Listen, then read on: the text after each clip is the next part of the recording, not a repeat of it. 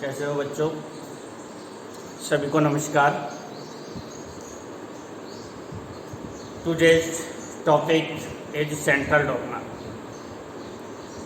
11th class biology chapter 12th class chapter 6 biology हम discussion कर रहे हैं।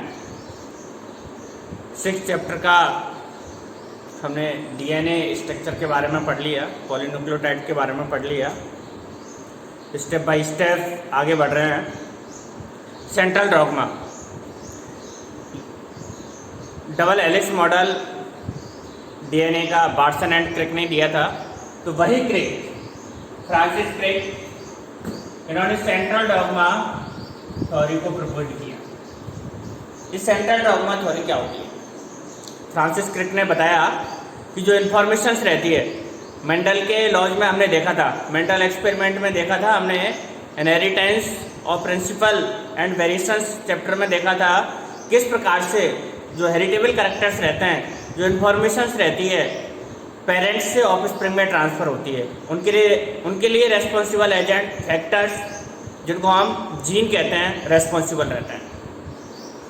तो ये सूचनाएं एक स्टेप से किस प्रकार से ट्रांसफ़र होती है, ये पीढ़ी दर पीढ़ी ट्रांसफ़र के लिए रेस्पॉन्सिबल एजेंट जीन था।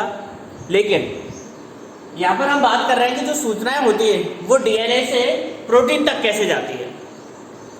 किसी प्रोटीन का फॉर्मेशन होना है, उस तक ये इन्फॉर्मेशन जीन के जरिए किस प्रकार से जाएगी, इसका फ्लो क्या होगा, इसका पाथ क्या होगा, इसके बारे में फ्रांसिस क्रिक ने बताया था। और इन्होंने ये बताया था कि जो इस प्रकार की इंफॉर्मेशन रहती है, इनका एक जेनेटिक इंफॉर्मेशन का एक निश्चित पाथ होता है, निश्चित फ्लो रहता है, जो डीएनए से रन करता है आरएनए, और आरएनए से रन होती है प्रोटीन, फाइनली प्रोटीन। यानी इंफॉर्मेशन का जो पाथ है वो डीएनए से आरएनए और आरएनए से प्रोटीन तक जाता है। यही सेंट्रल डॉग्मा थ्योरी कहलाती है। Francis Crick proposed the central dogma in molecular biology, which states that the genetic information flow from DNA to RNA, RNA to protein। और इसी सीक्वेंस में हमें स्टडी करनी है। सबसे पहले हम डीएनए का रेप्लिकेशन पढ़ेंगे। डीएनए के रेप्लिकेशन के बाद ट्रांसक्रिप्शन, जिससे आरएनए का फॉर्मेशन होगा, देन ट्रांसलेशन, प्रोटीन का फॉर्मेशन होगा। देखिएगा, ये डीएनए है, डीएनए अपने जैसी प्रतिकृति बनाएगा और इस प्रोसेस को कहते हैं replication. This process are called replication. ये प्रोसेस क्या कहलाती है? रेप्लिकेशन कहलाती है। देन डीएनए क्या बनाएगा? एमआरएनए, एमआरएनए, और ये कहलाती है ट्रांसक्रिप्शन। ट्रांसक्रिप्शन, इस बात को क्या कहते हैं? Transcription. Formation of mRNA from DNA is called transcription.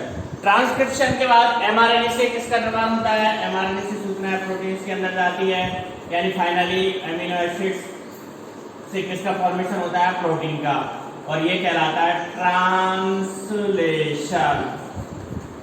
तो ये पाथ आप लोगों को दिख रहा है, ये रास्ता दिख रहा है, यही रास्ता सेंट्रल डॉग्मा थ्योरी है। It is central dogma theory. समझ में आ गया होगा? बहुत छोटा है लेकिन समझने के लिए बहुत महत्वपूर्ण है। आगे का जो हम एक एक टर्म को पढ़ेंगे, रेप्लिकेशन, ट्रांसक्रिप्शन, ट्रांसलेशन, तो आप लोगों को इसका पाथ यानी रास्ता मालूम होना चाहिए कि किस प्रकार से ये सूचनाएं, जेनेटिक इंफॉर्मेशन फ्लो होती है। तो ये फ्रांसिस क्रिक ने बताया था, और इस सिद्धांत को सेंट्रल डॉग्मा कहते हैं, जिसमें जेनेटिक इंफॉर्मेशन डीएनए से आरएनए यानी एमआरएनए और एमआरएनए से प्रोटीन तक जाती है। तो it is central dogma theory proposed by Francis Crick. That is clear. इतनी सी बात है लेकिन पॉइंट अपने आप में काफी महत्वपूर्ण है। एक थ्योरी है रिवर्स ट्रांसक्रिप्शन, जिसको टेमिनिज्म कहते हैं। देखते हैं उसको क्या है, रिवर्स ट्रांसक्रिप्शन या टेमिनिज्म। रिवर्स जो ट्रांसक्रिप्शन है, इसके अंदर जेनेटिक इंफॉर्मेशन का जो पाथ है, जो फ्लो है, वो अपोजिट होता है, इसीलिए इसका नाम रिवर्स ट्रांसक्रिप्शन या टेमिनिज्म कहते हैं इसको, जिसको प्रपोज किया था टेमिन एंड बाल्टीमोर ने। ये जो प्रोसेस है कुछ वायरस स्टेज के अंदर पाई जाती है, क्योंकि आप लोग जानते हैं कि वायरस स्टेज के अंदर जो जेनेटिक मटेरियल होता है वो क्या रहता है, आरएनए, यानी जो इंफॉर्मेशन रहती है वो आरएनए से किस में जाती है, डीएनए में जाती है, अपोजिट जाती है।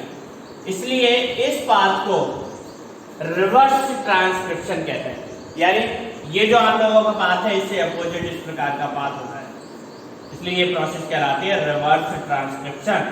It is proposed by Temin and Baltimore, और ये कुछ वायरसेस के अंदर पाई जाती है। दैट इज क्लियर, ये इतनी सी बात थी। तो ये दोनों थ्योरी हो गई, central dogma theory and reverse transcription theory.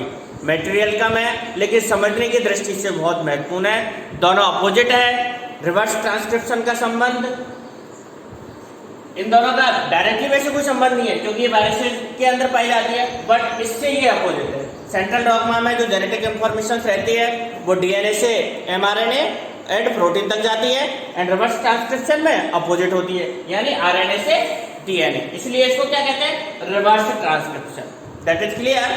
तो ये दोनों central dogma and reverse transcription. Next इसके बाद पढ़ेंगे हम डीएनए की पैकेजिंग। नेक्स्ट जो क्लास होगी वो होगी डीएनए की पैकेजिंग।